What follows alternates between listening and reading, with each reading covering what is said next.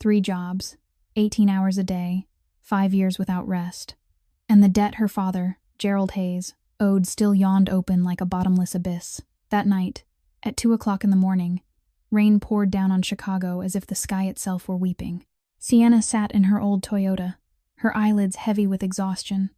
Just one more ride, she told herself. One more, and she could go home and sleep for 3 hours before waking up to work the morning shift at the bar. Her phone buzzed. The Uber app flashed a request. Pickup address: an abandoned industrial zone on the west side of Chicago. Sienna frowned. Who called for a ride in a place that desolate at 2 in the morning? She was about to decline, but then her eyes caught the tip amount. $200. $200 was enough to pay this month's electricity. Enough to buy medicine for her father. Enough to let her breathe. Just a little. Sienna tapped accept. 20 minutes later, her car rolled to a stop in front of a deserted factory building. Darkness swallowed everything. The rain kept falling. Relentless. Not a single soul in sight. Sienna waited 5 minutes. 10 minutes. 15 minutes. No one came. She reached out to cancel the trip. And then the night split open with a gunshot.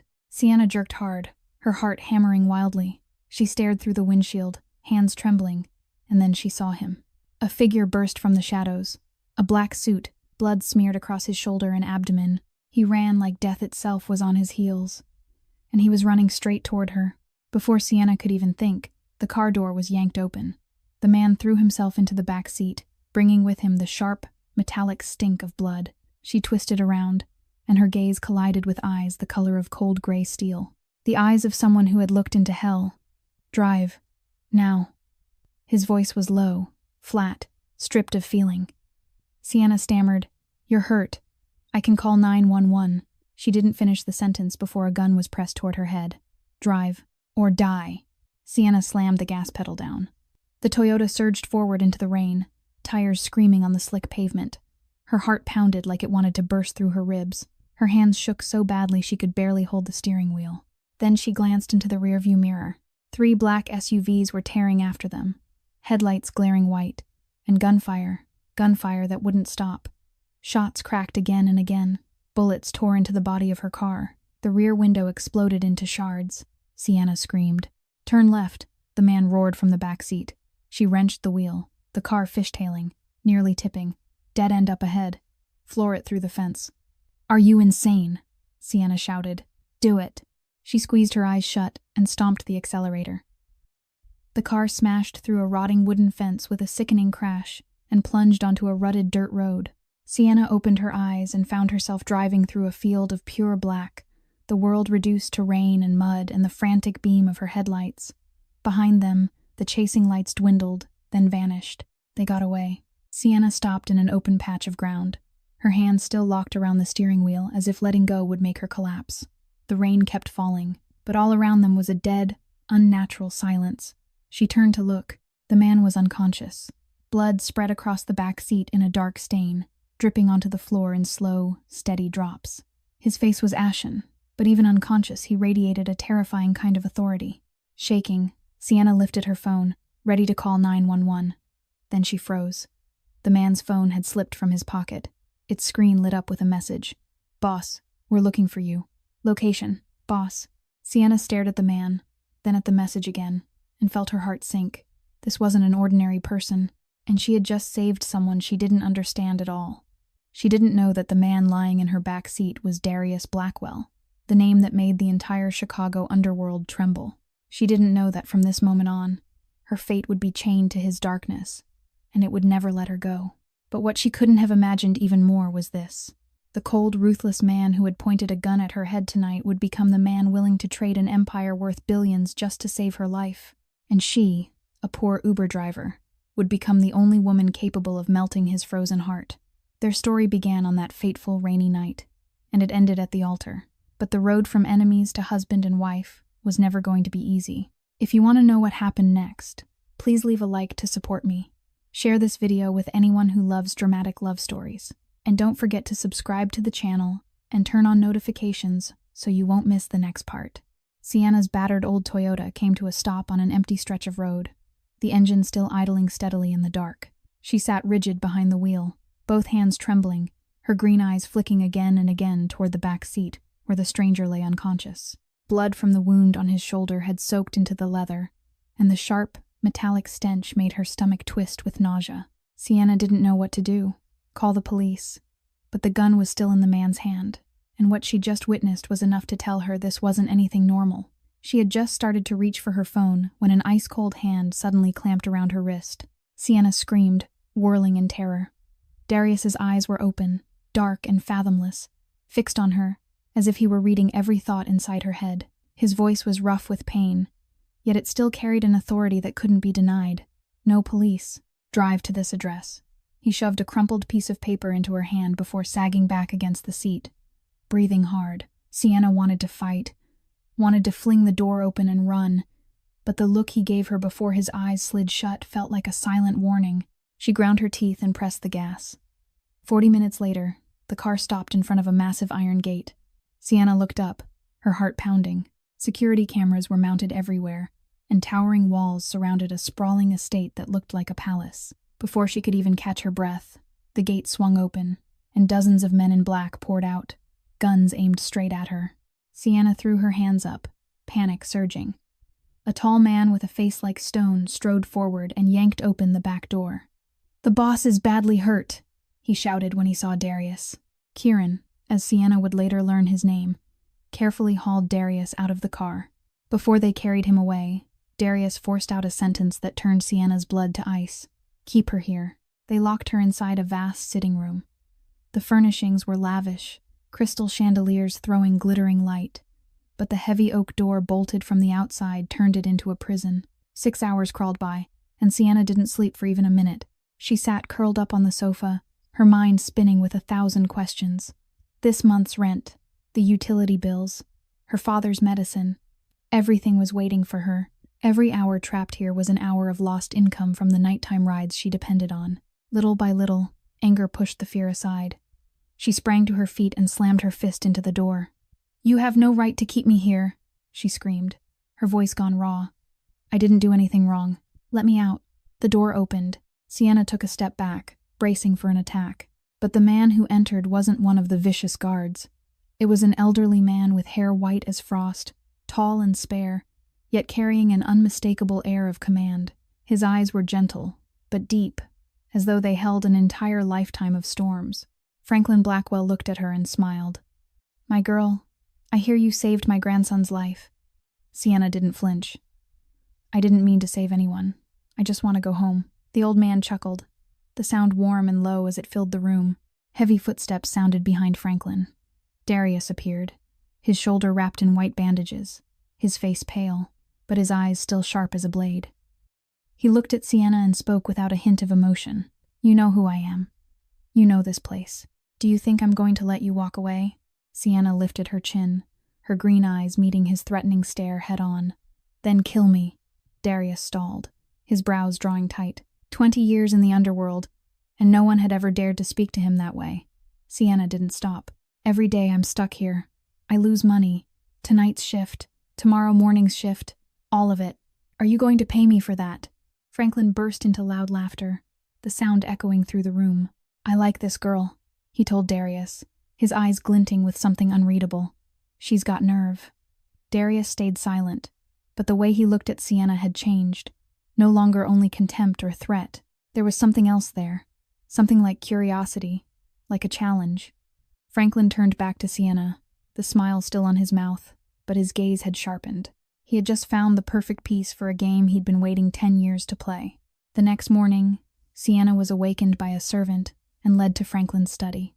She hadn't slept at all the night before, her weary eyes ringed with dark shadows from exhaustion and worry. Franklin's office was vast, its walls hung with antique paintings, and its bookshelves rising all the way to the ceiling.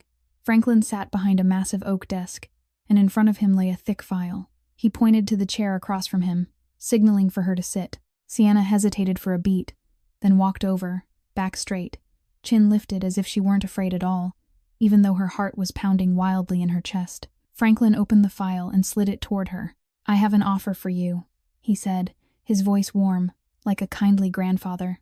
"Be Darius's personal driver. A salary of $20,000 a month, with a 6-month probationary period. Sienna thought she'd misheard. $20,000. 10 times what she earned from driving Uber and the 2 part-time jobs combined. That kind of money was enough to clear her back rent, enough to buy medicine for her father, enough to let her finally breathe after 5 straight years of running a race she couldn't win. But Sienna wasn't a naive child. She'd lived long enough in the shadows of her own life to know there was no such thing as a free lunch. "Why me?" she asked bluntly, her eyes steady on Franklin's without blinking. The old man smiled, the smile of a wily fox who had survived 78 winters. "Because you saved my grandson. Because you didn't call the police. Because in the middle of gunfire, you held the wheel steady instead of running." Sienna shook her head. "You don't know anything about me." Franklin laughed, and the sound made Sienna's skin prickle. "I know you work 3 jobs to pay your father's debt. I know you haven't taken a single day off in 5 years. I know your mother left when you were 12, leaving you with a man who drinks and a pile of debts that kept growing. I know your home address. I know you're 3 months behind on rent, and I know your landlord is about to throw you out on the street." Sienna felt as if she'd been stripped bare in broad daylight. They had investigated her, every smallest detail of her bleak life. She wanted to stand up and walk out, wanted to shout in the old man's face that she didn't need anyone's pity. But $20,000 a month, that number kept tolling through her mind like a bell. She thought of the miserable apartment on the verge of being taken from her, thought of her father shaking from lack of alcohol, thought of the nights she worked until she could barely stand and still never had enough. Franklin pushed the contract toward her, along with an expensive pen. "You have 1 hour to decide," he said, then rose and left the room, leaving Sienna alone with the pages that would shape her fate. She skimmed the terms, her eyes racing over the small print. High pay, full insurance, free housing in the estate. Everything looked too perfect. Sienna bit her lip, knowing she didn't have many choices. She picked up the pen and signed on the final line, her handwriting trembling like her life did in that moment. Only after she set the pen down did she notice the tiny line at the bottom of the last page, Clause 7.3 she had skipped. Unilateral termination of the contract before the end date would require compensation of 500% of the total salary received. Sienna read it again and again, blood rushing hot into her face. If she quit after 1 month, she would owe them $100,000. After 2 months, $200,000. She had signed her own sentence. The phone in Sienna's pocket vibrated, yanking her out of panic. She glanced at the screen, her heart sinking at the familiar name. "Daughter," a drunken man's voice slurred on the other end, wheedling and pitiful. "Give your dad some money. I need it now. They've come looking for me. They said they'll kill me." Sienna closed her eyes, forcing down the bitterness she knew too well. "You gambled again, didn't you?" she asked, her voice hollow. There was a moment of silence, then sobbing spilled through the line. "I swear this is the last time. Daughter, please, save me." Sienna ended the call without a word, her face turning pale as paper. She didn't know that from the dark corner of the hallway, Darius was standing there, his dark gaze fixed on her, his brows drawn as if he were calculating something. The contract lay still on the desk, her signature stamped across it like a seal that would decide the next 6 months. 6 months living beside a devil. And that phone call, though Sienna didn't know it yet, was only the beginning of a far bigger nightmare waiting ahead. On her first day of work, Sienna woke at 4 o'clock in the morning. She put on the simplest office outfit she owned, tied her brown hair neatly at the nape of her neck, and stood waiting at the front entrance of the estate, just as Kieran had instructed. Chicago in November cut like a blade, her breath turning to white smoke in the air. 5 o'clock came and went, then 6, then 7. Sienna stood there like a statue, her feet going numb, her lips turning purple from the cold. Servants passed by and glanced at her with pity, but no one dared to say a word. Not until 10 o'clock in the morning did Darius appear at the main door, a perfect black 3-piece suit without a single wrinkle, black hair combed into place, his cold eyes resting on her as if she were an object without a soul. "Why are you scowling?" he asked, his voice calm, as if nothing had happened. Sienna clenched her teeth, forcing down the anger boiling in her chest. "I waited 5 hours," she said, her voice trembling from the cold and from the effort of holding herself back. Darius shrugged, indifferent. "The contract says you must follow all my instructions. I don't see any clause that says I have to be on time." He walked past her, got into the car, and didn't look back. On the way to the office, Sienna drove in a tense silence. Darius sat in the back seat, eyes fixed on his phone, issuing commands now and then in an icy tone. "Turn left. Take the long way. Stop. She bit her lip and carried out every unreasonable order, knowing he was deliberately testing her patience. When they stopped in front of an upscale coffee shop, Darius told her to go inside and buy an espresso. Sienna returned with the steaming cup, but he took one sip and frowned. It's cold. Go back and get a new one. Sienna looked at him, her green eyes flashing with anger. But she still turned the car around and drove back to the cafe, 20 minutes away. It was only the first day, and she already understood why they paid so much. Not because the work was difficult, but because it required enduring this devil. That evening, Sienna was ordered to drive Darius back to the estate for a family dinner. She parked and was about to return to her room when Kieran stopped her and told her she had to stand waiting in the dining hallway in case the boss needed anything. She stood outside the half-closed door, trying not to listen, but the voices inside carried through with brutal clarity. "Nephew." A man's voice rose, warm in tone yet threaded with coldness. Sienna glanced through the crack and saw a middle-aged man of about 50, salt and pepper hair, a polished face, but eyes sharp as knives. Raymond Blackwell, Darius's uncle, as Kieran had briefly told her. "I heard you nearly died last week," Raymond continued, speaking as if he were commenting on the weather. "Such luck, isn't it?" Darius didn't answer, only lifted his glass and took a sip. Raymond didn't let it go. "You're almost 38.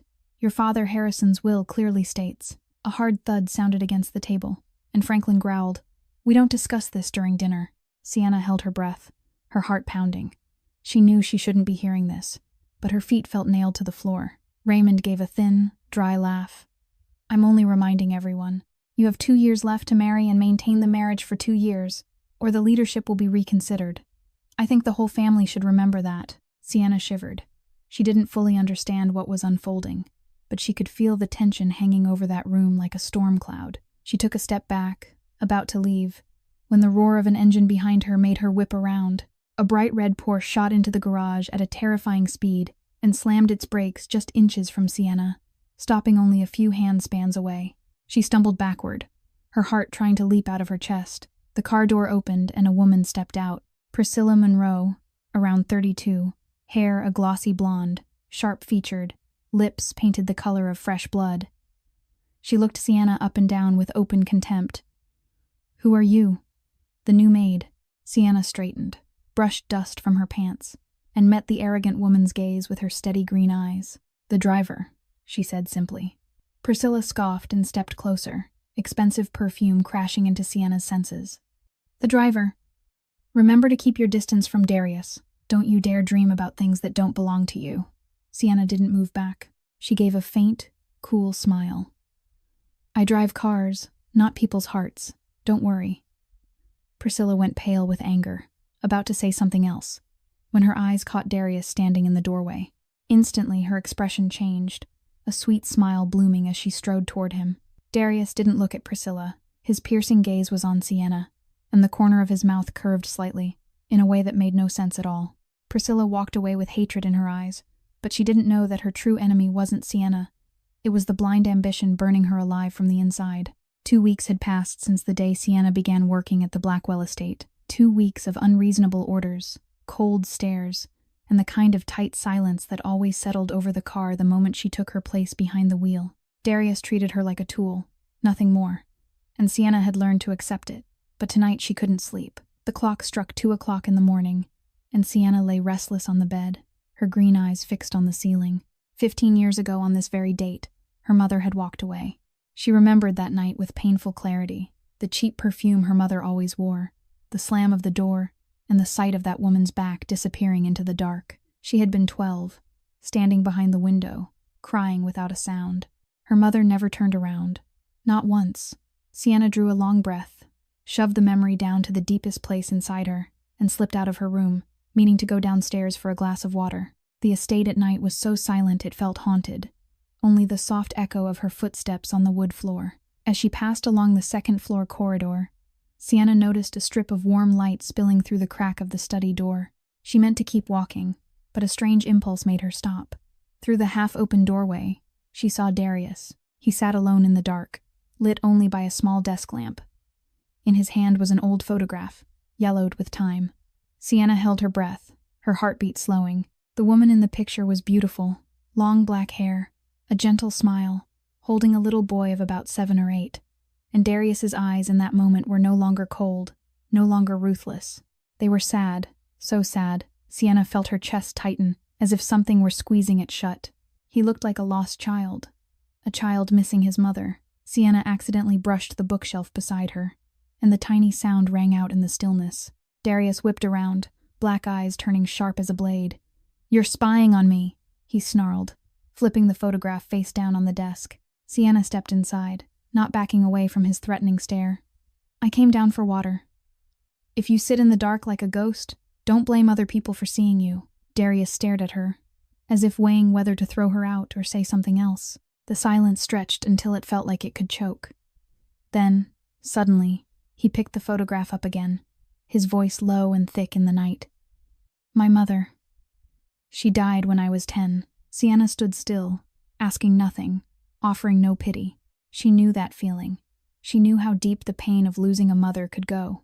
The only difference was that her mother had chosen to leave, while his mother had not been given a choice. Without a word, she walked to the desk, set the glass of water down in front of him, then turned to go. "You're not asking." Darius's voice came behind her, carrying a hint of something like surprise.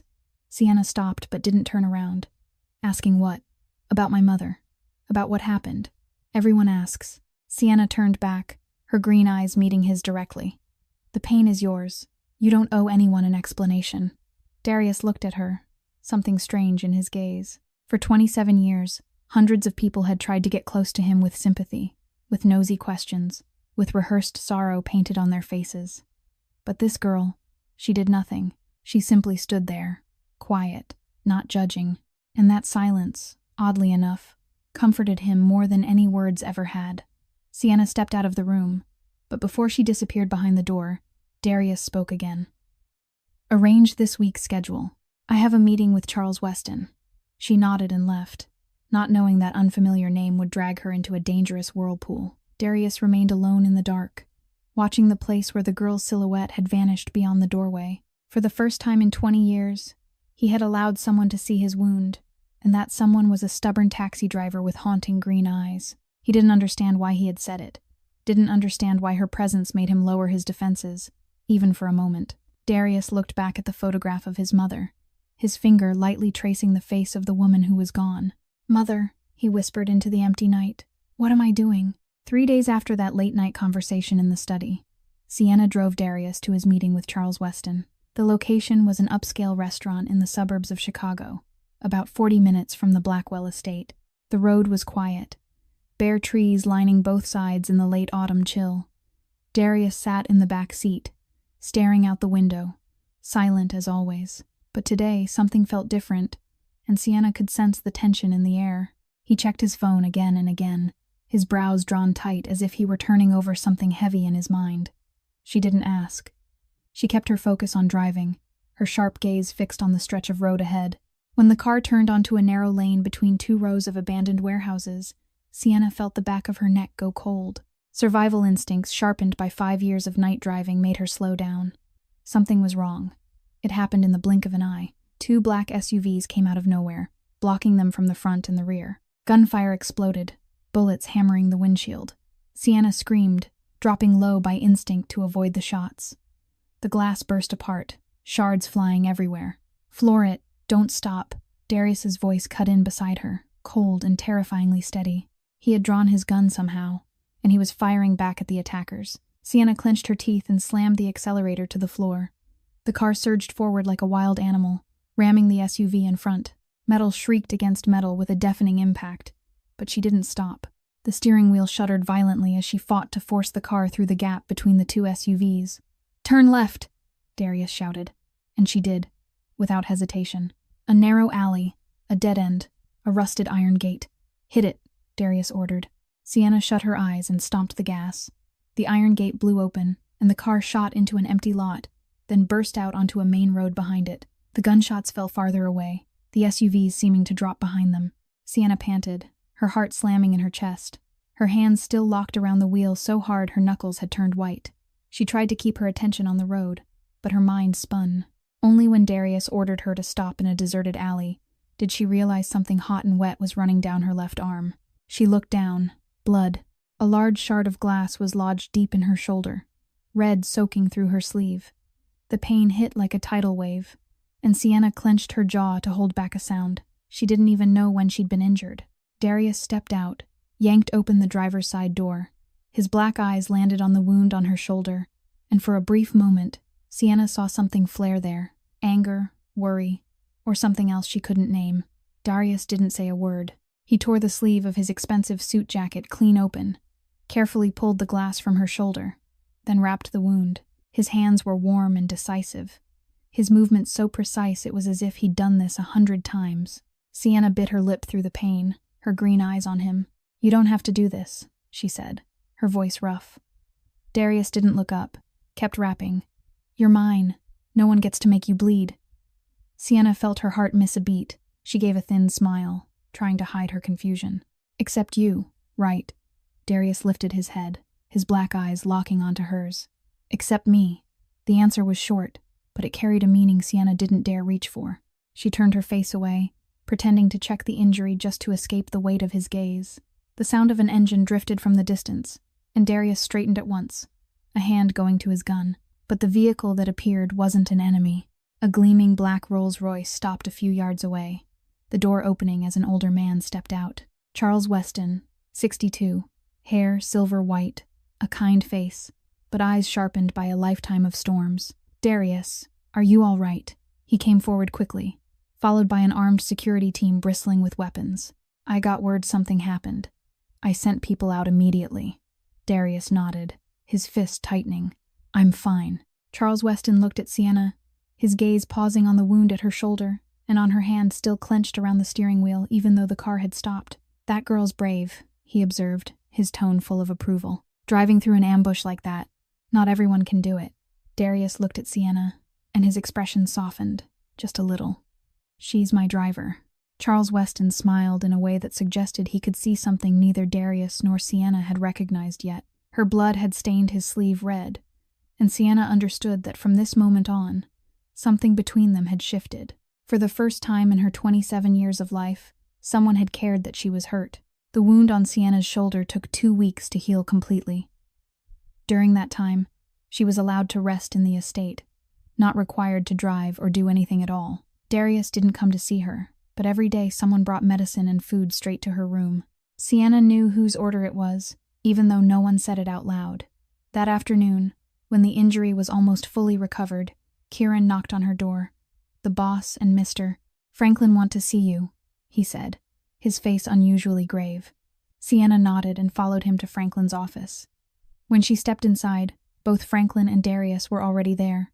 The air in the room felt heavy enough to suffocate, and Sienna knew this conversation wouldn't be simple. Franklin gestured for her to sit, his aged eyes still sharp as they studied her for a long moment before he spoke.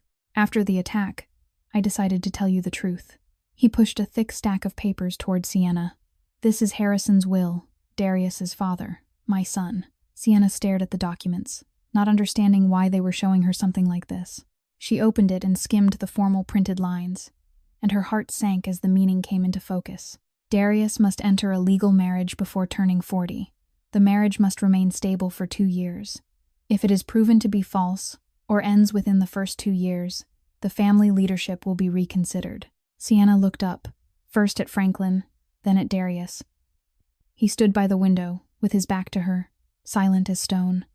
Franklin let out a breath, his voice dropping lower. "Raymond is lobbying the Council of Elders. He wants to take leadership from Darius. That attack the other day, I'm certain Raymond ordered it.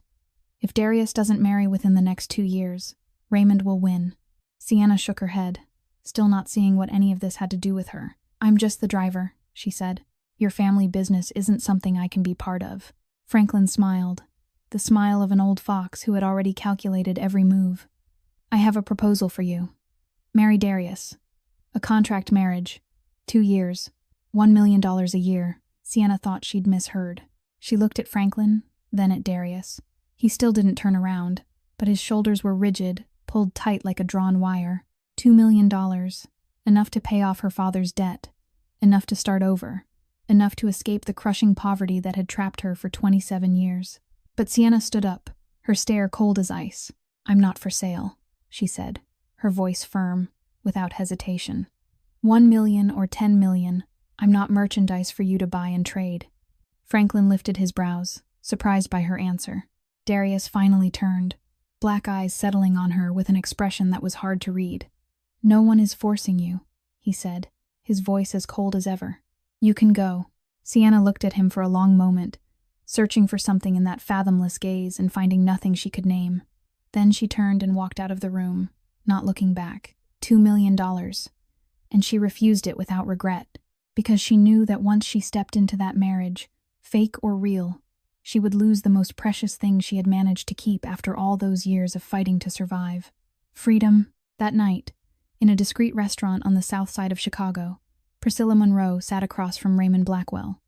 Dim light washed over her face, making the ambition burning in her eyes stand out. Raymond took a sip of red wine, a sinister smile curling on his mouth. I hear Darius is looking for a wife, he said, slowly, as if savoring every word. Do you want that position? Priscilla clenched her jaw, her hands tightening beneath the table. She had waited too long for this chance, had loved Darius since she was a girl, had done everything to get close to him, and never once been answered. I'll do anything, she said, her voice trembling with excitement. Raymond nodded, satisfied, his cold eyes glinting in the dark. Good. First, you'll keep an eye on that driver girl for me. Report everything she does. Priscilla frowned, not understanding why her uncle cared about an ordinary driver. But she didn't ask. She only nodded in agreement. She didn't know she had just stepped into a game where she was nothing but a disposable pawn. Raymond watched his niece with calculated eyes. Everything is going exactly as planned. And Sienna, she had just refused $2 million. But she didn't know that fate wasn't going to give her another choice. 3 days after Sienna refused the marriage proposal, she returned to her driving job as usual. Darius didn't bring it up again. Franklin didn't either, as if that conversation had never happened. But Sienna knew everything had changed. The servants in the estate watched her with open curiosity, whispering whenever she passed. She didn't care. She kept her head down and worked, trying to earn enough to survive one day at a time. That afternoon, when Sienna drove Darius back to the estate after a meeting, she sensed something was wrong the moment the car turned onto the road leading to the main gate. A figure was staggering in the middle of the road, arms waving, mouth shouting, words that didn't make sense. Sienna's heart dropped into a deep, cold pit when she recognized him. Gerald Hayes, her father, 55 years old but looking closer to 70, hair gray and ragged, face swollen from drink, clothes wrinkled and filthy. Sienna stopped the car and hurried out before Darius could react. Daughter. Gerald lurched toward her, the reeking stink of alcohol hitting her so hard it made her want to vomit. Give your dad money. I need money now. They'll kill me. Sienna grabbed his arm, trying to pull him away from the estate gate, her face burning with shame. What are you doing here? She hissed through clenched teeth. How did you find my address? Gerald sobbed, snot and tears spilling down his face. I asked everywhere. I know you work for rich people. You have to have money. Give me 50,000. No, 20,000 is fine. Please, I'm begging you. Sienna closed her eyes, forcing down a bitterness she knew by heart. How much do you owe now? She asked, her voice hollow. Gerald went quiet for a moment, then whispered a number that made Sienna think she'd heard wrong. 500,000. Sienna stood frozen, the world around her cracking apart. $500,000 owed to an underground casino, to loan sharks who never showed mercy. For 5 years she had worked like a machine, paying off $150,000, believing she was inching toward freedom. But every time she finished one payment, Gerald found a way to owe more. He was a bottomless barrel, a swamp she could never climb out of. I swear this is the last time. Gerald clung to her hand, his voice pathetic with pleading. Sienna laughed, and the sound was bitter as it cut through the late afternoon air. You've said that 50 times. Every time it's the last time, and it's never the last time. She reached into her wallet and pulled out every bit of cash she had, $300 from this week's tips. She shoved it into his hand, her green eyes empty of emotion. This is all I have. Gerald took the money and immediately turned away without a single word of thanks. Sienna watched his crooked, unsteady back disappear into the sunset, and silent tears slid down her cheeks. She wiped them away, turned back to the car, and climbed into the driver's seat as if nothing had happened.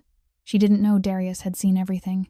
He stood by the car door, his dark irises fathomless as he watched her hand over her money, watched her turn away with shoulders trembling, watched her wipe her tears and lift her chin before walking back to the car. He said nothing. He only climbed into the back seat, and for the rest of the drive they rode in silence. That night, as Sienna sat alone in her room, staring into the pitch-black night beyond the window, a knock sounded at the door.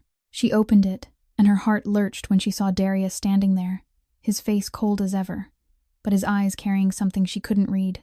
He stepped into the room without waiting to be invited and set a thick folder on the table in front of her. "I'll erase your father's debt," Darius said, his voice low in the small room. "All $500,000. The lenders will never come looking for him again." Sienna stared at him, her heart aching. "And what do you want in return?" she asked, even though she already knew the answer. "Be my wife. 2 years." Sienna gave a thin smile, tears rising fast. "Why me? There are thousands of women out there ready to throw themselves into your arms, so why choose a poor taxi driver with an alcoholic father?" Darius was silent for a long time, his black eyes fixed on hers. "Because you're the only one who isn't afraid of me. Because you dared to look me in the eye and say no. Because that night in the study, you didn't ask, you didn't pity me, you just stayed." Sienna felt as if something were squeezing her heart until she could barely breathe. She looked down at the contract, the lines of text swimming in front of her. She thought of her father, of his wretched face as he begged, of the loan sharks who could kill him at any time. She hated him, hated his weakness, hated the way he had ruined her life. But he was still her father, the only person she had left after her mother walked away. Sienna picked up the pen, tears dropping onto the paper as she signed her name. She sold 2 years of her life to save a man who didn't deserve it. But she didn't yet know that those 2 years would change her forever. The wedding was held 2 weeks after the day Sienna signed the marriage contract. There were no invitations sent far and wide, no hundreds of lavish guests, only a small ceremony in the back garden of the Blackwell estate, witnessed by Franklin, Kieran, and a few trusted insiders. Raymond was invited to save face, though everyone knew he hadn't come to give blessings. Sienna stood before the mirror in the dressing room, staring at her reflection in a simple white wedding dress. It wasn't an expensive designer gown. It wasn't studded with diamonds or pearls.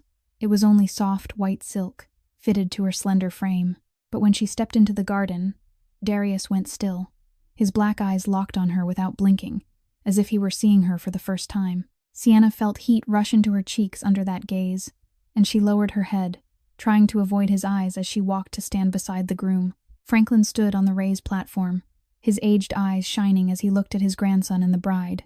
The exchange of rings happened in silence. No music, no flowers.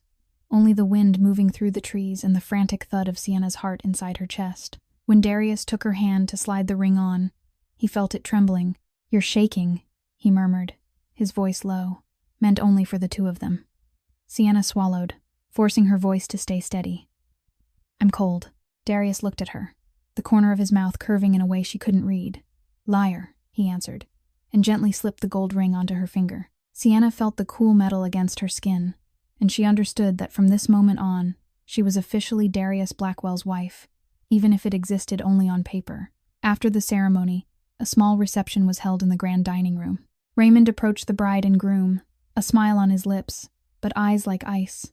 "Congratulations, niece-in-law," he said, his tone so sweet it was frightening.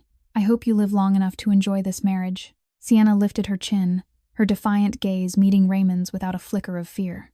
"Thank you, Uncle," she replied, calm as if she were discussing the weather. "I'm in excellent health. You don't need to worry." Raymond paused, not expecting this small girl to dare answer back. He gave a thin smile and turned away, but the glance he threw at Sienna was full of threat. Darius stood beside her, his hand brushing lightly against her back, a quiet reassurance. Priscilla arrived late, wearing a blazing red dress as if she meant to compete with the bride for attention. She entered the reception room, eyes searching for Darius, and when she saw him standing beside Sienna with his hand resting on Sienna's back, it was as if someone had slapped her across the face. She stood there for a moment, staring at the newlyweds with hatred and pain in her eyes, then turned and left without a word. The sharp click of her heels echoed across the stone floor in the awkward silence, and the door slammed shut behind her. Franklin sighed and shook his head, but he said nothing. Darius didn't care either. He didn't even look after her.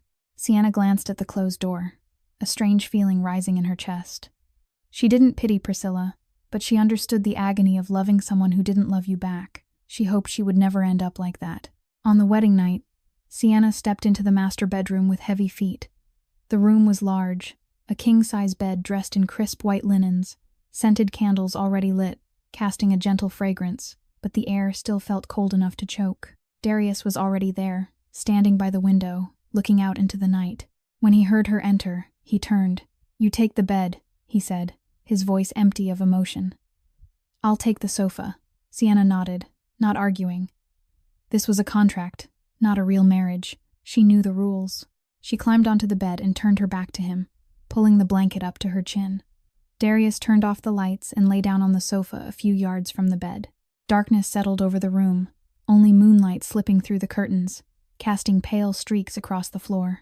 Sienna closed her eyes, trying to sleep, but she couldn't. She heard Darius shift on the sofa, and she knew he couldn't sleep either. They lay in the dark, only a few yards apart, yet separated like two different worlds. She was his wife on paper, but the distance between them was wider than an ocean. Sienna looked at the wedding ring, glinting on her finger in the moonlight, and silent tears slid into her pillow. This was her wedding night, and she had never felt so alone. A month had passed since that cold wedding night. Sienna and Darius lived under the same roof, but like strangers. They ate breakfast together in silence. She drove him to work and picked him up, and at night each of them stayed in a separate corner of the room. Darius still slept on the sofa, and Sienna lay alone on the vast bed. She worked without stopping, waking at 5 o'clock in the morning, going to sleep after midnight, trying to prove she wasn't a freeloader even as a contract wife. But the human body has limits, and Sienna had pushed herself to the very edge of hers. That morning, as she was preparing the car to take Darius to the office, her head suddenly spun, her limbs turning weak and heavy. She tried to grip the side of the car to stay upright, but the world blurred in front of her eyes, and she went down to the ground without even realizing it. When Sienna woke up, she found herself lying in bed, a cool, damp cloth laid across her forehead. The room was dim, the curtains drawn closed. She tried to sit up, but her head pounded like a hammer, and her whole body burned with heat. She glanced to the side, and her heart nearly stopped when she saw Darius sitting in a chair beside the bed, his black eyes shadowed with exhaustion, one hand holding another cloth, ready to replace the one on her forehead. "You stayed up all night," Sienna whispered, her voice rough with fever. Darius didn't look at her. He replaced the cloth with a fresh one, his movements unexpectedly gentle. "You had a fever of 40 degrees, he answered, his voice as cold as ever. "The doctor said if we didn't bring it down in time, it could have been dangerous." Sienna watched him, her green eyes dulled by fatigue. "Why are you doing this?" Darius finally looked at her, his dark eyes deep and expressionless. "If you die, the contract becomes void. I hate having to redo paperwork." Sienna let out a weak laugh through cracked lips, but she saw what Darius was trying to hide. The worried lines on his forehead, the slight tremor in his hand when he touched her skin, the way his eyes kept checking the thermometer, as if he was afraid to miss something. He wasn't as cold as he pretended to be, and Sienna began to wonder how many things about Darius she still didn't know. 2 weeks later, on a late November night, Sienna sat alone on the bedroom balcony. The night wind cut through her, but she didn't care. Today was her birthday, 28 years old. She hadn't told anyone. She hadn't expected anyone to remember. Her father was probably drunk somewhere, forgetting he even had a daughter. Her mother had left 15 years ago, and maybe she didn't even remember the birthday of the child she abandoned. Sienna looked up at the night sky, distant stars glittering like dreams she didn't dare reach for. She thought about her life, 28 years of struggling with poverty, with debt, with loneliness. She wondered if she would ever be truly happy, or if her life would always be contracts, transactions, relationships, without love. When the clock struck midnight, Sienna stood and stepped back into the room, and she stopped dead. On the small table beside the bed, a tiny cake was waiting for her. White frosting, a single candle flickering in the dark. No card, no message, nothing but that plain little cake. Sienna walked closer, her heart racing. She looked out the window, and she saw Darius's back as he walked through the garden below, heading toward the rear door. He didn't turn around. He didn't let her see his face, as if he was afraid of being caught doing something kind. Sienna looked at the cake, then watched Darius disappear into the darkness.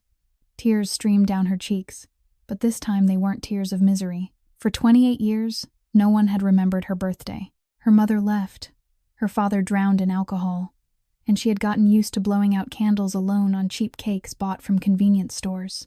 But tonight, someone had remembered. Sienna sat down, blew out the candle, and in the dark she whispered a wish. She didn't wish for wealth.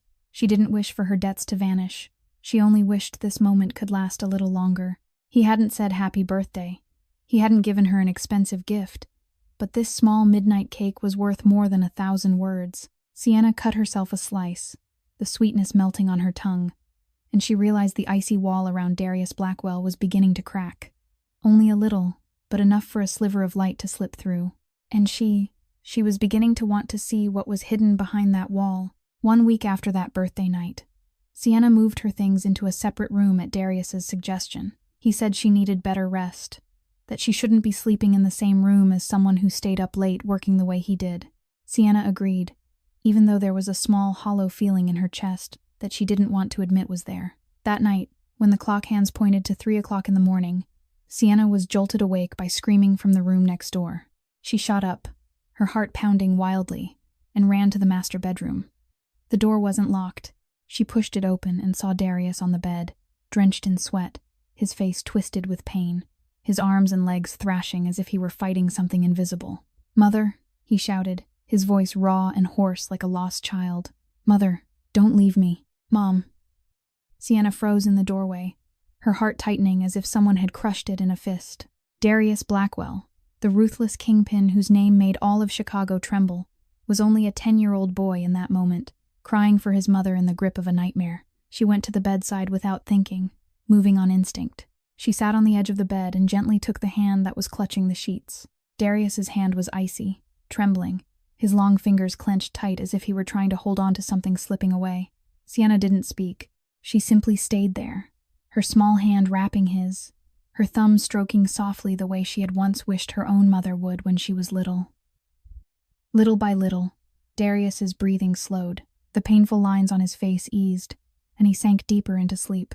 But his hand still held hers, as if he feared that if he let go, she would disappear the way his mother had disappeared 27 years ago. Sienna stayed there all night, her back against the bed frame, her eyes never leaving Darius's sleeping face. In sleep, he looked strangely peaceful. The hard angles of him softened, making him seem younger, more vulnerable. She watched him and wondered how many nights he had faced this nightmare alone, with no one beside him, no hand to hold. She understood that kind of loneliness. She had lived with it for 15 years since the day her mother left. And tonight, she didn't want him to be alone.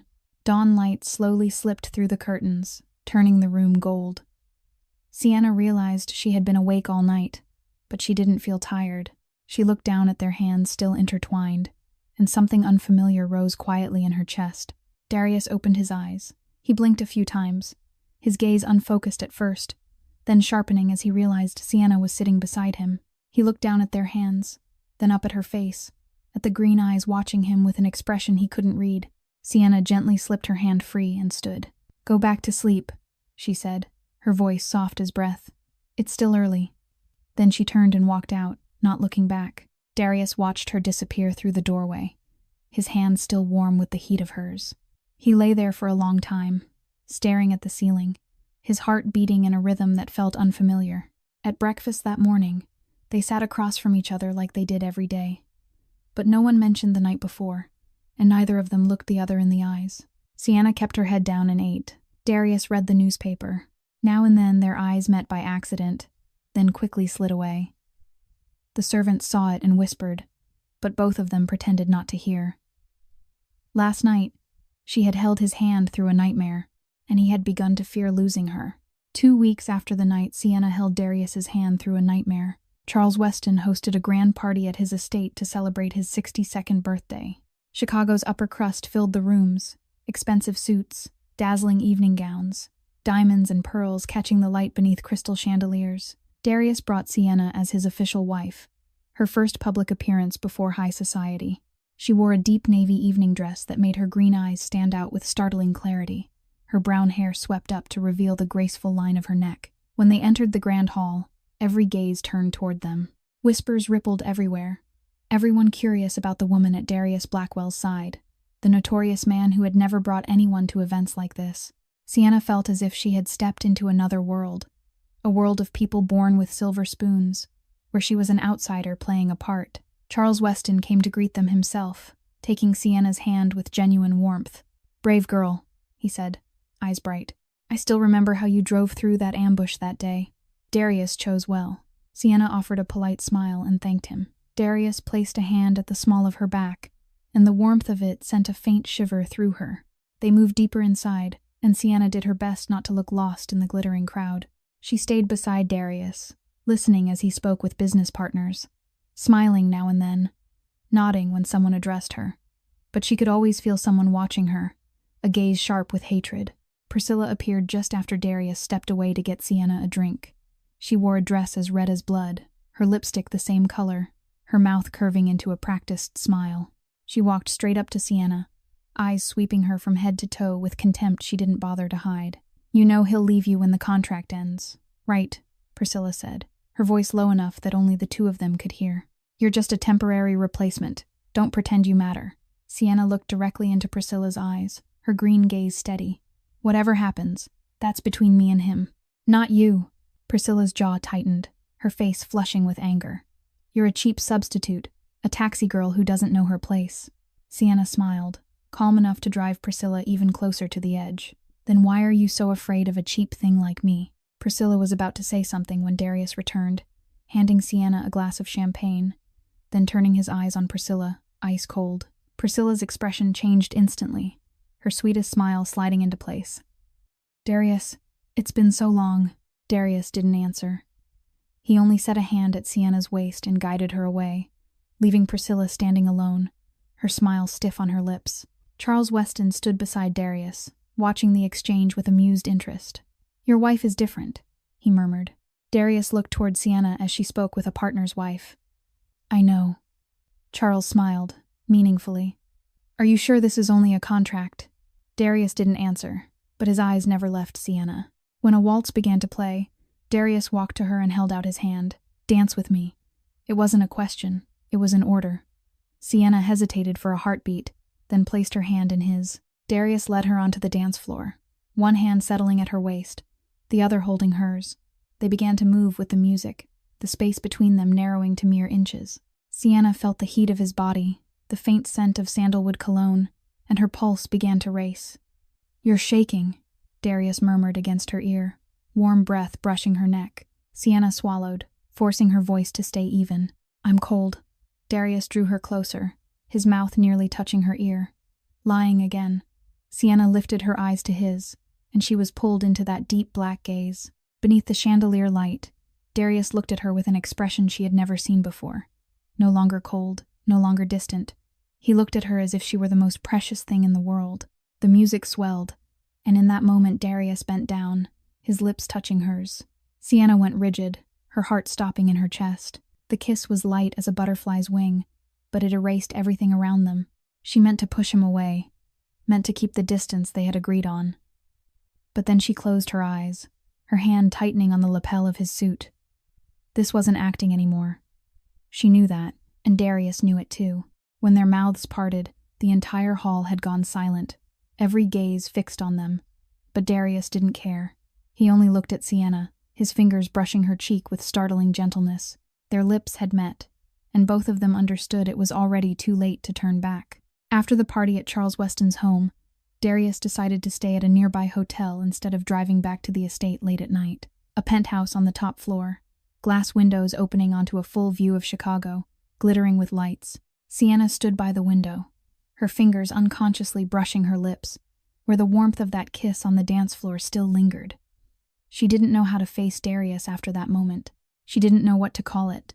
Another part of the performance of a fake marriage, or something real. Darius sat on the sofa, his suit jacket already off, a glass of whiskey in his hand that he didn't drink. He watched her, black eyes deep, holding emotions she didn't dare try to translate. The air in the room was tight enough to choke, neither of them speaking, as if they were both waiting for something to happen. And it happened at 3 o'clock in the morning. A strange sound out in the hallway made Darius spring up, the instincts of a man who lived in the underworld snapping into place as he grabbed the gun hidden under his pillow. Sienna hadn't even understood what was happening when the door was kicked open, 2 dark figures rushing in like hunting beasts. Darius shot one of them down, but the other one was already too close. Sienna screamed when she saw the gleaming blade in the attacker's hand aimed straight at her. She went rigid, unable to react, seeing only death coming at her with terrifying speed. But in that instant, a body lunged in front of her. Darius. He shoved Sienna down to the floor, and the knife drove deep into his abdomen instead of hers. Sienna screamed, watching Darius collapse as blood spread beneath him. The assassin moved in for the killing blow, and Sienna grabbed the bedside lamp and swung it hard into his head.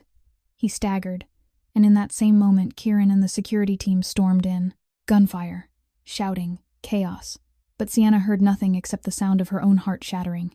She dropped to her knees beside Darius, hands shaking as she pressed down on the wound that was pouring blood. No, no, no, she kept saying over and over, tears spilling uncontrollably. Darius looked at her, his black eyes fading, but he still forced the corner of his mouth up. "Are you hurt?" he asked, his voice barely there. Sienna wanted to hit him, wanted to scream that he was an idiot. Why was he worrying about her when blood was running from his body? But she only cried the way she had never let herself cry in 28 years of life. The ambulance arrived, and Darius was taken into surgery.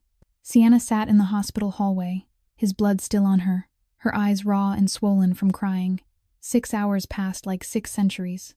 She didn't eat, she didn't drink, she didn't move even a single step. Franklin came, worry filling his aged eyes, but he didn't speak. He only sat down beside her in silence. Kieran reported that the attacker was a hired assassin, and they were still investigating who was behind it. But Sienna knew. She knew it was Raymond.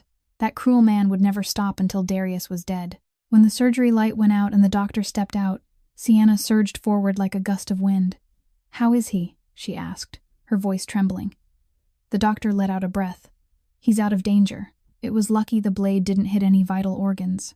He's strong." Sienna was allowed in once Darius had been moved to recovery. He lay in the hospital bed, face pale, body wrapped in bandages, but his black eyes were open when she entered. The first thing he asked wasn't about his own wound. "Are you all right?" Sienna stood beside the bed, tears rising again. "You almost died and you're asking if I'm all right," she shouted, her voice breaking. "You got stabbed because of me. You're bleeding all over the place because of me, and you're asking if I'm all right. You're an idiot, Darius Blackwell." Darius looked at her, the corner of his mouth lifting despite the pain. "An idiot for saving you." Sienna shook her head, tears dropping onto his hand as it reached for hers. "An idiot for making me love you." The room went so still it felt like it couldn't breathe. Darius stared at her, and something bright and strange flared in his black eyes. He gripped her hand tighter, pulled her down, and kissed her. The kiss was gentle, weakened by pain, but it carried everything he couldn't say. When he let her go, he whispered, his voice rough, "Then I'll make you say that again every day." Sienna cried and laughed at the same time, her forehead pressed to his. They had crossed the line, from contract to love, but darkness was still waiting, and the people who wanted Darius dead weren't going to stop. Darius recovered faster than the doctors expected, his stubbornness and iron will refusing to let him stay in bed for long. 2 weeks after the attack, he could walk normally again, even though Sienna kept scolding him, insisting he needed more rest. Yet those days became the happiest time either of them had ever known. They ate breakfast together, no longer wrapped in the old strained silence, but sharing small conversations, and the rare, almost disbelieving smiles that sometimes touched Darius's mouth. At night, Sienna no longer slept in her own room. She lay beside him, her head resting on his shoulder, listening to the steady rhythm of his heart like a lullaby. Darius held her tightly, as if he feared that if he let go, she would vanish. One night, when moonlight slipped through the curtains and fell across Sienna's sleeping face, Darius watched her for a long time, then whispered, "I love you." Sienna opened her eyes, green irises shining in the dark. "The first time you've said it," she whispered back. Darius kissed her forehead, his voice low and warm. "Because it's the first time I've felt it." The next morning, Franklin saw them come down the stairs together for breakfast, Darius's hand resting naturally at Sienna's waist, and the 78-year-old man couldn't hide his satisfied smile. "I haven't seen you smile like that in 20 years, he told Darius, his aged eyes bright with emotion. "Sienna is the best thing that's happened to you." Darius looked at Sienna, his gaze so gentle she had to turn away to hide the heat rising in her cheeks. Franklin laughed, the sound filling the dining room, and in that moment the Blackwell estate was washed in a warmth it had been missing for many years. But their happiness didn't escape the eyes watching from the dark. Priscilla stood outside a window, witnessing everything, her red lips pressed tight with jealousy and hate. She stepped back into the shadows, pulled out her phone, and called Raymond. "They're really in love now," she said, her voice shaking with fury. "It's not a contract anymore. I saw the way he looks at her, the way he touches her. He never looked at me like that." There was silence on the other end for a long moment. Then Raymond's voice came through, cold and steady. "Then we use another way." "Does the girl have a weakness?" Priscilla thought for a moment, then answered. "Her father. An alcoholic. A gambler. Drowning in debt. She'll do anything for him." Raymond chuckled, a laugh as icy as winter echoing through the phone. "Perfect." Priscilla ended the call and stared at the estate with hatred in her eyes. They didn't know the storm was coming, and it would tear away everything they thought they had. 1 week after those brief, happy days, Sienna realized her father had disappeared. Normally, Gerald would call to beg for money at least 2 or 3 times a week, but for 7 days her phone had been completely silent.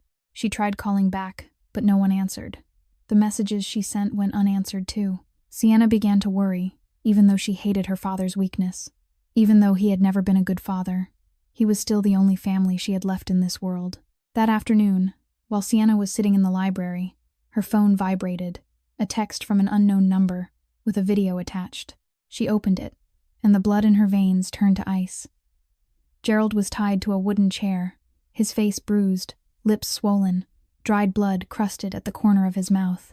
He trembled, eyes glassy with fear as he stared straight into the camera. "Daughter," his voice was weak, choked. "Save me. They'll kill me. I'm sorry, sweetheart." The camera panned, and Connor's face filled the screen, a cruel smile spreading across his mouth. "Miss Sienna," he said, his voice cold as steel. "Mr. Raymond wants to see you. Don't think about telling your husband or anyone else. If you speak, your father dies." The video ended. The screen went black. Sienna sat frozen. Her phone slipped from her hand and hit the floor, the sound cracking through the suffocating silence. That night, Sienna went alone to the location Connor named, an abandoned warehouse on the edge of the city. She told Darius she needed to go out to buy a few things, and he didn't suspect a thing. When she stepped into the dark warehouse, the smell of damp rot and old blood punched into her nose and made her want to vomit. Raymond stood there, his expensive suit a sharp contrast against the filthy surroundings, a vicious smile on his lips. "Niece-in-law," he said, his tone sweet with false warmth. "Thank you for coming." Sienna saw her father in the corner, still tied up, his head slumped, unmoving. "Let my father go," she bit out, her green eyes burning with rage. Raymond laughed, the sound echoing through the empty space. "Let him go. Of course, but you have to do something for me first." Raymond stepped closer, eyes cold and sharp, studying her like prey. "In Darius's safe, there's the original copy of the marriage contract between you two. I need it." Sienna shook her head, not understanding. "For what?" Raymond gave a thin smile. "To prove to the Council of Elders that Darius's marriage is fake. A performance to keep power. Then Harrison's will be violated, and leadership will belong to someone more worthy." Sienna trembled as everything fell into place. Raymond wanted her to betray Darius, betray the man who had saved her life, the man she loved. "I won't do it," she said, her voice hard even as her heart broke open. Raymond shrugged, indifferent, and nodded toward Connor. The henchman walked to Gerald, drew a knife, and pressed it against his throat. Gerald jolted awake, screaming in terror as he felt cold steel on his skin. Sienna cried out, "Stop, please, stop." Raymond lifted a hand. Connor lowered the blade. "You have 48 hours, Raymond said, his voice cold as winter. "Bring me the contract. If you don't, your father dies. And if you tell anyone, Darius, Franklin, or his security men, they'll die with him. I have people everywhere. You can't run." Sienna looked at her father, looked at Raymond, tears streaming down her face. She hated her father, hated his weakness and selfishness, but he was still her father, the only one left after her mother walked away. She couldn't let him die. But she couldn't betray Darius either. She couldn't destroy everything they had.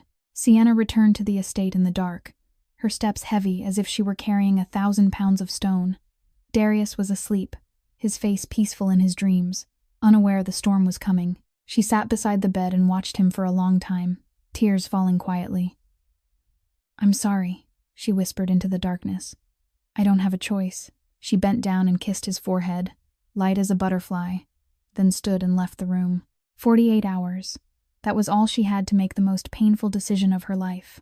Betray the man she loved to save the man who didn't deserve it. The greatest tragedy of love. On the last night before the 48 hours ran out, Sienna didn't sleep. She lay beside Darius, listening to the steady rhythm of his breathing, taking in the warmth of his body one last time. She knew that after tonight, everything would end.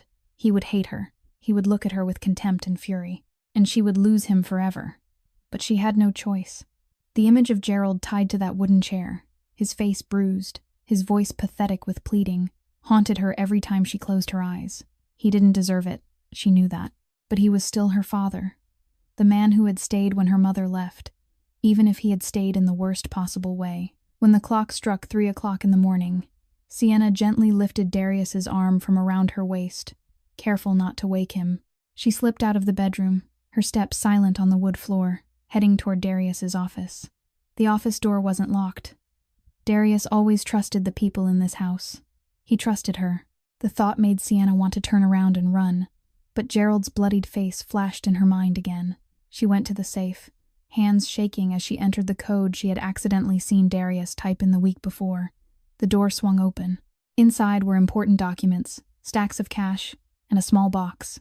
Sienna found the marriage contract tucked neatly inside an envelope, her signature and Darius's on the final page. Tears fell onto the paper as she lifted it, tears of betrayal and pain. "I'm sorry," she whispered into the dark.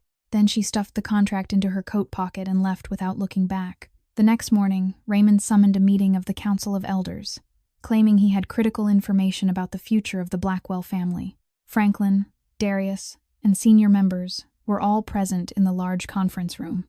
Sienna stood in the corner, her face pale as paper, her hands hidden in her pockets to conceal how badly they trembled. Raymond walked in with a triumphant smile, Priscilla close behind him, her eyes cutting toward Sienna with open satisfaction. "Today I have shocking news to share with the council," Raymond said, his voice echoing through the silent room. "Darius's marriage is a sham. A performance to keep power, to evade my brother's will." Murmurs broke out. Darius surged to his feet, his gaze turning deadly as he stared at Raymond. "What the hell are you talking about?" Raymond smiled and pulled out the marriage contract, holding it high. "This is the proof. The marriage contract between Darius and that taxi girl. 2 years, $2 million. A transaction." Every eye in the room swung toward Sienna, and she felt as if she were being burned alive. Darius stared at the contract, then looked at Sienna, his black eyes going blank. "Where did you get that?" he demanded of Raymond, but his gaze never left Sienna. Raymond laughed loudly and pointed at her. "Ask your wife. She brought it to me willingly." Darius turned fully toward Sienna, and she saw something in his eyes breaking apart. "Sienna," he said her name, his voice shaking. "What are you doing?" Sienna wanted to explain. She wanted to tell him about Gerald, about the threat, about the desperation crushing her from all sides. But she remembered Raymond's warning. If she spoke, they would kill Darius too. She swallowed her tears, lifted her chin, and let her expression go empty. "He offered more," she said, her voice so cold she barely recognized it as her own. $2 million. Wasn't enough. Raymond promised me more." The room fell silent, suffocatingly so.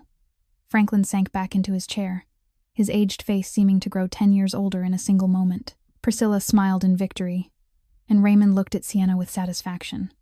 But Sienna saw only Darius.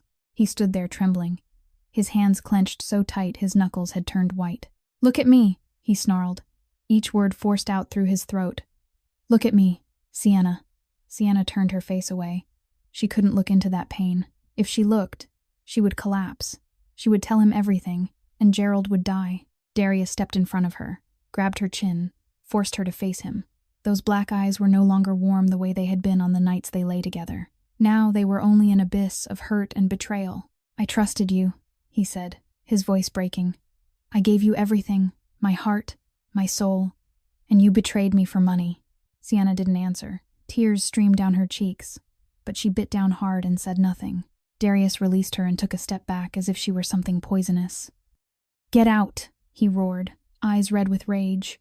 "Get out of my house. I never want to see your face again." Sienna turned and walked out of the conference room, the sound of her heels striking the floor, cutting through the heavy silence. Behind her came the crash of Darius destroying something, Franklin calling his grandson's name in panic, Raymond's victorious laughter. She walked on without looking back, tears pouring down her pale face. She had destroyed everything, but the truth behind her betrayal was going to hurt 1,000 times more. After Sienna left, Darius locked himself in his office for 2 days.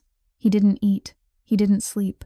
He only drank and shattered anything within reach. Franklin worried himself sick and even called a doctor, but Darius refused to see anyone. Kieran stood outside the door, hearing bottles break and the raw sound of his boss's pain, his gut twisting. He had served Darius for 15 years and had never seen him collapse like this. Something wasn't right, Kieran thought. Miss Sienna wasn't that kind of person. He had seen the way she looked at Darius, had seen her sit up all night holding his hand through a nightmare. That wasn't the gaze of someone who would sell him out for money. Kieran decided to investigate on his own. 3 days later, Kieran found a lead. He discovered that Gerald Hayes had gone missing a week before Sienna stole the contract. He questioned the loan sharks Gerald usually dealt with, and they said someone had paid off Gerald's debt and then taken him away. Kieran dug deeper and traced it back to Connor, Raymond's trusted enforcer, the one who had grabbed Gerald. He reported to Franklin first. The 78-year-old man listened, then went pale with anger and grief. "So the girl didn't betray him," Franklin whispered. "She was forced to save her father." Kieran nodded. "We need to tell the boss." Darius sat in the dark office, surrounded by the wreckage of what he had destroyed in his rage. The 5th bottle of whiskey was half gone, but the pain inside him hadn't dulled even a little. He closed his eyes and Sienna's face rose again, those green eyes looking at him coldly as she said he didn't pay enough. Then he remembered something else, the tear sliding down her cheek as she said it, the way her hands trembled as she turned and walked away. Someone betraying for money didn't cry like that. His phone vibrated, a message from Kieran demanding an urgent meeting. Darius meant to ignore it, but something drove him to stand.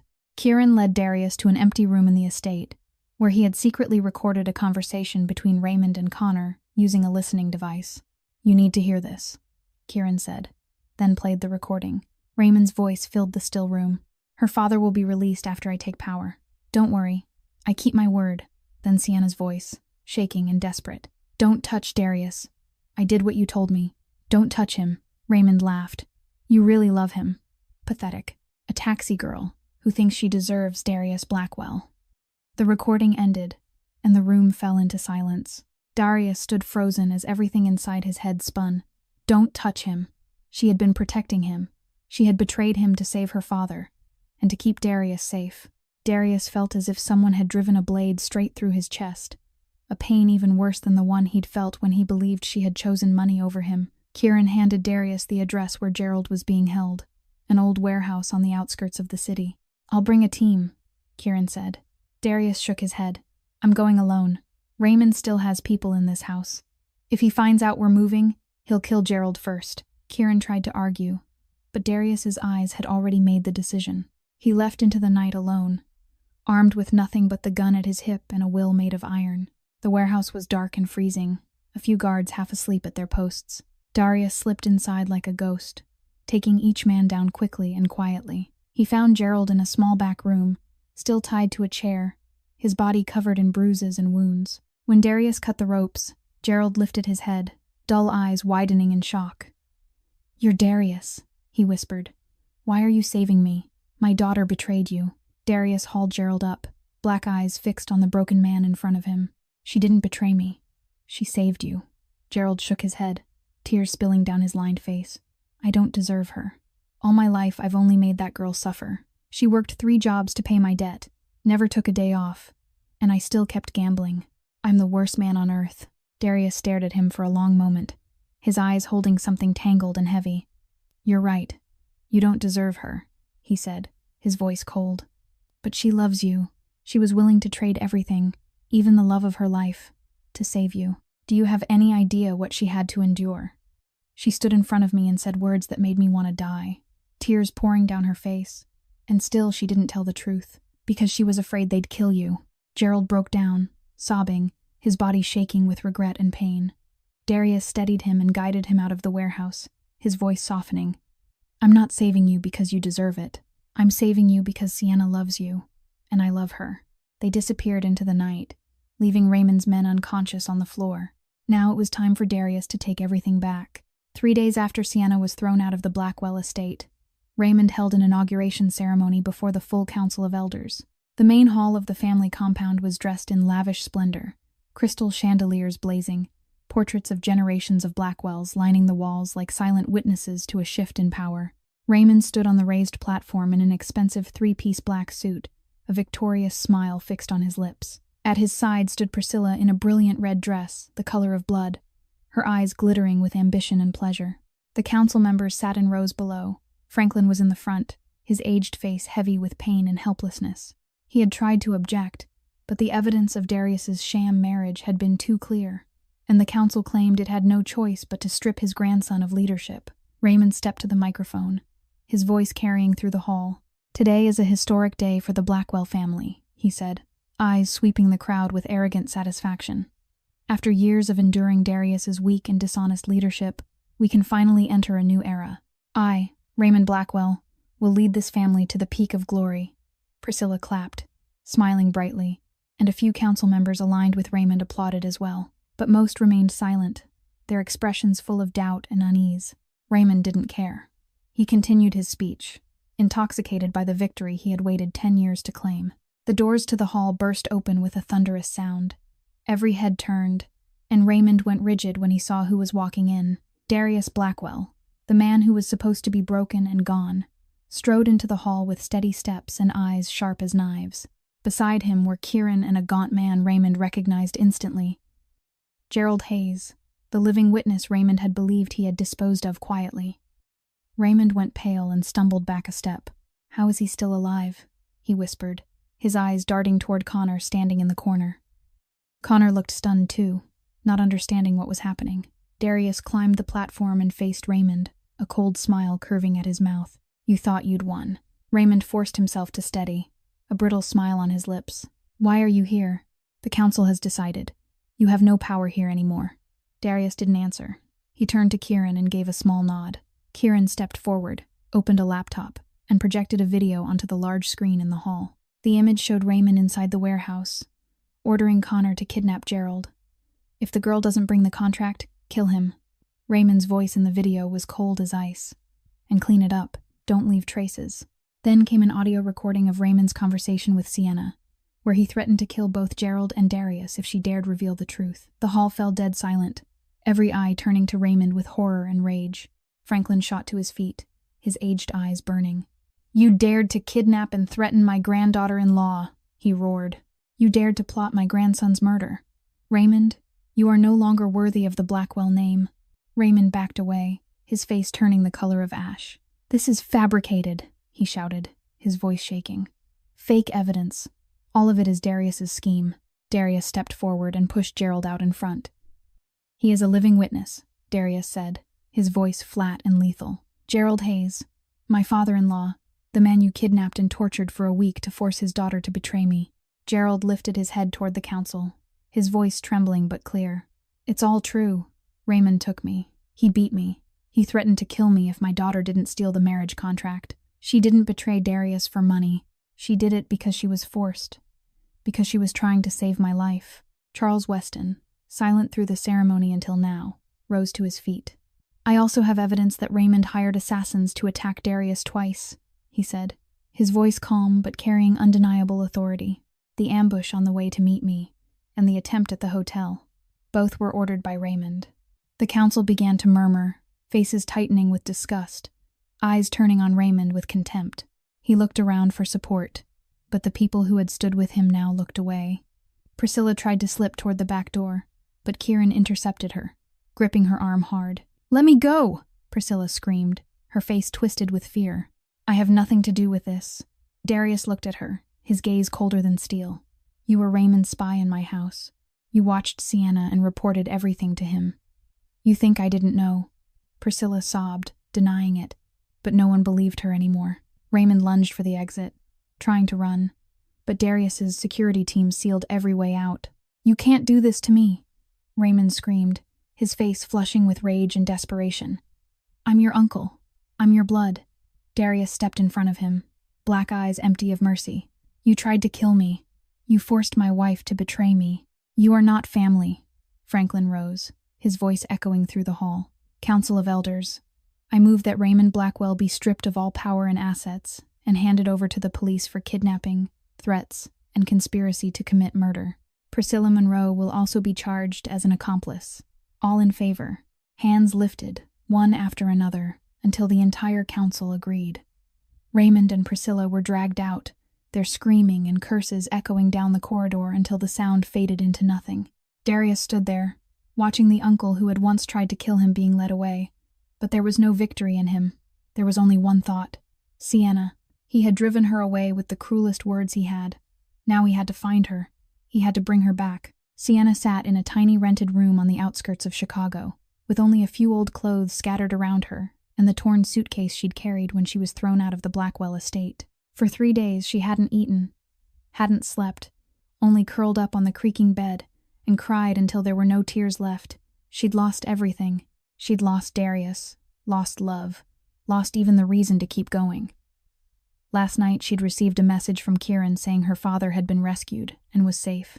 She didn't know what had happened, didn't know who had saved Gerald, but she felt a small, shaky kind of relief. At least her father was alive. At least her sacrifice hadn't been meaningless. This morning she decided she was leaving Chicago. She would go somewhere far away, somewhere no one knew her, somewhere she could start over and try to forget those fathomless black eyes, forget the nights in his arms, forget the 3 words he had whispered against her ear in the dark. I love you. Sienna was stuffing the last of her clothes into the suitcase when a knock sounded at the door. She went still, her heart pounding wildly. No one knew she was here except Kieran. She stepped to the door, her hand trembling as she gripped the knob. When she opened it, the man standing there made her forget how to breathe. Darius. He stood in the doorway in a wrinkled suit, black hair mussed, eyes dark with sleeplessness, staring at her with a look she couldn't translate. Sienna took a step back, instinct screaming to slam the door, but her feet felt nailed to the floor. What are you doing here? She asked, her voice raw from days without speaking to anyone. Weren't you the one who threw me out? I'm leaving. You don't need to worry. Darius didn't answer. He stepped inside, shut the door behind him, and positioned himself in front of the only exit. Sienna backed up until her shoulders met the wall. What do you want? She asked, her green eyes shining with tears she fought to hold back. To humiliate me one more time, or to tell me I deserved it. Darius looked at her, and his chest split open with pain when he saw how thin she'd become in only a few days, how her beautiful green eyes were bruised with dark circles and swollen from crying. He had done this to her. He had driven her away without giving her a chance to explain, had spat the cruelest words at her without knowing what she had endured to protect him and her father. I know everything now, Darius said, his voice breaking. I know Raymond kidnapped your father and threatened to kill him if you didn't take the contract. I know you lied to protect me, because he threatened to kill me if you told the truth. I know you sacrificed everything, even our love, to save a father who didn't deserve it, and to protect the idiot who didn't believe you. Sienna stood frozen, tears spilling out before she could stop them. You know? She whispered, her voice shaking. If you know, why are you here? I betrayed you. No matter the reason, I still stole the contract. I still lied in front of your entire family. You should hate me. Darius stepped closer until only inches remained between them. He lifted his hand, fingers trembling as he touched her cheek and wiped away the tears sliding down. You tell me to hate you, he whispered, pain cutting through every word. But how can I hate the woman who was willing to let me hate her just to protect me? How can I hate the woman who said don't touch him while facing the man who kidnapped her father? You sacrificed our love to save me, and I answered by throwing you out with the cruelest words I could find. I don't deserve you, Sienna. Sienna sobbed, her whole body shaking. My father didn't deserve it, she said through her tears. He spent my whole life hurting me, but I couldn't let him die. I didn't have a choice. Darius, I love you, but I didn't have a choice. Darius pulled her into his arms, holding her so tightly it was as if he feared she would disappear. I saved your father, he whispered into her hair. He's safe now. Raymond and Priscilla have been arrested. It's over. Sienna lifted her face, green eyes wide with shock. You saved my father, Darius nodded, because you love him, so I couldn't let him die. Sienna cried harder, pounding her fists against his chest. You're an idiot, she shouted. I hate you. I hate you because you made me love you so much I can't leave. Darius caught her hands so she couldn't hit him, then lifted her chin with his other hand. The marriage contract is void, he said, his intense stare locked on hers. You're free now. You can go anywhere you want. I won't keep you. Sienna stared at him, her heart aching. Then why are you here? Darius pulled a small velvet box from his pocket and opened it, revealing a diamond ring that flashed in the light. He dropped to one knee in front of her, his black eyes bright. I'm here to ask you one question. Not because of a contract, not because of a will or power, only because I love you. Sienna Hayes, will you marry me, my real wife? Sienna looked at him through a veil of tears, her lips trembling. She nodded, unable to speak. Darius slid the ring onto her finger, then stood and pulled her into his arms. This time there was no contract, only love. 1 month after the day Darius proposed to Sienna in that tiny rented room, the second wedding was held at the Blackwell estate. Unlike the first wedding, rushed and cold, this time everything was different. The back garden was dressed in thousands of white roses, soft ribbons floating on the breeze, and golden afternoon sunlight poured over the scene like honey, turning it into something out of a fairy tale. The guest list was small, only Franklin, Kieran, Charles Weston, and a few trusted people, but everyone carried honest smiles and eyes full of happiness. Sienna stood in the dressing room and looked at her reflection. It was still the same simple white wedding dress from her first wedding, but this time she wore it with a heart that felt alive instead of heavy. Her green eyes shimmered with joy, and her lips curved into a smile she didn't have to force. This time, she was a real bride. When Sienna stepped into the garden, Darius was waiting beneath an arch of roses. He wore an elegant black suit, his dark hair neatly combed, but it was his eyes that stole Sienna's breath. Those black eyes were no longer cold or distant. They looked at her with a depth of love so steady and so sure she felt wrapped in warmth. He held out his hand, and she placed hers in his, feeling his long fingers close around her as if he would never let go. Franklin stood on the small raised platform, his aged eyes shining as he looked at his grandson and the bride. He cleared his throat and began the ceremony, his voice trembling with emotion. When it came time for vows, Darius turned to Sienna and took both her hands in his. I used to think the darkness was home, he began, his voice low and warm in the quiet air. I used to think I would live my whole life in loneliness and cold, until you appeared, bringing light I didn't believe I deserved. You saved me under gunfire. You held my hand through nightmares. You sacrificed everything to protect me when I didn't even know it. I promise I'll protect you with my life. I'll love you every day until my last breath. Because you are everything to me. Sienna cried, tears of happiness sliding down her cheeks as she answered. I used to think I didn't deserve to be loved, she said, her voice breaking. I used to think life was only survival, only paying debts, only enduring, until you proved the opposite. You saw me when no one else saw me. You believed me when I couldn't even believe myself. I promise I'll never leave again. I'll stand beside you through every storm, because you are my home, Darius. Franklin wiped his tears with a handkerchief, weeping openly, a small hitch in his breath audible beneath the whisper of the wind. I've never seen my grandson this happy, he murmured to Charles Weston beside him. That girl is a miracle. In the last row, Gerald Hayes sat in silence. The first time in years he was completely sober. He had stopped drinking since the day Darius saved him, and now his eyes were clear instead of dulled by liquor. He watched his daughter in her white wedding dress, tears sliding down his lined face. He had made her suffer for so many years, and now he was witnessing her happiness. He didn't deserve to be here, but Sienna had invited him. She had forgiven him, even though he didn't deserve forgiveness. Darius slipped the ring onto Sienna's finger, then bent and kissed her. The kiss was gentle and sweet, holding the promise of an entire lifetime. When they parted, applause spread through the garden. This time, they were truly husband and wife. By love, not by contract. 1 year after the real wedding, life for the Blackwell family had changed completely. Raymond was sentenced to 25 years in prison for kidnapping, threats, and conspiracy to commit murder, and he sat in a cold cell, regretting the blind ambition that had ruined his life. Priscilla was cast out of Chicago, high society, exiled to Europe, living under the quiet boycott of everyone who had once known her. Connor, Raymond's loyal enforcer, died in a mysterious prison accident, and no one mourned him. Gerald Hayes had fully quit drinking. He lived in the small, lovely house Sienna bought for him in the suburbs, spending his days tending a garden and waiting for his daughter to visit. He was no longer a burden. He had become the father Sienna had always wished for. Franklin was still healthy at 79, happily and completely retired now, spending his time simply waiting for great-grandchildren to be born. That morning, Sienna stood in the bathroom holding a pregnancy test, her heart hammering. 2 red lines appeared, clear as day, and she burst into tears right there. A knock sounded at the door, Darius's worried voice coming through. "You've been in there so long.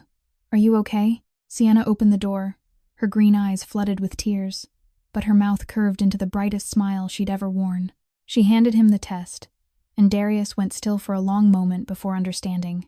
He swept her up and spun her around the room, laughter ringing through the estate. "You're the best thing that's ever happened to me," he whispered against her ear. Sienna laughed and tapped his chest lightly. "You are too, even if at first you were a nightmare." Darius kissed her forehead, teasing warmth in his voice. "And you're the most reckless woman I've ever met." "Reckless for saving you?" Sienna asked. Darius looked into her eyes, black gaze full of love. "Reckless for loving me." Sienna had once believed life was only survival, only debt, only endurance. Darius had once believed his heart died the day his mother left.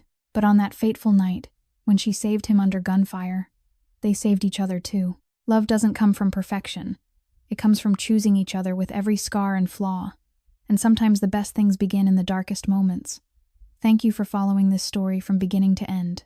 If you felt this story touch your heart, please subscribe to the channel, hit like, and share the video to support us in bringing you moving stories every day. How did this story make you feel? Is there anything in your real life that feels similar? Leave a comment below. We'd truly love to hear what you feel from the deepest place in your heart. Wishing everyone watching this video good health, a joyful life, and peaceful days ahead. Goodbye, and see you again in the next video.